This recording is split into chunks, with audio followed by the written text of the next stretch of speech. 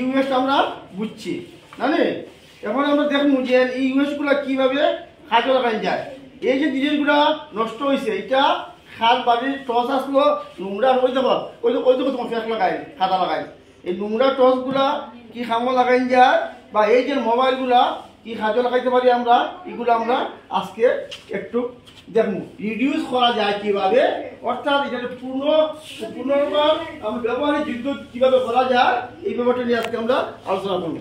ঠিক আছে, এই দেখো এটা হইলো আমার বাইক আছে, আমার বাইকের ফগ লাইট নষ্ট হয়ে গেছে, আমি এটা নিয়ে আসছি, এটা আমি বাড়িতে কাজে লাগাই। এটা হইলো আমার সোলার, এটা হইলো আমার সোলারের আর ব্যাটারি আসলো নষ্ট হয়ে গেছে, এটা আমি ফালাইছি না, এটা আমি রাখছি। এটা কি ইউজ করা যায়, যে জিনিসগুলোরে আমরা যে জিনিসগুলো নষ্ট হয়ে যায় এগুলো আমরা কীভাবে পুনরুজ্জীবিত করতে পারি এবং কীভাবে রিইউজ করতে পারি এই সম্বন্ধে আমরা একটু জানবো। এবং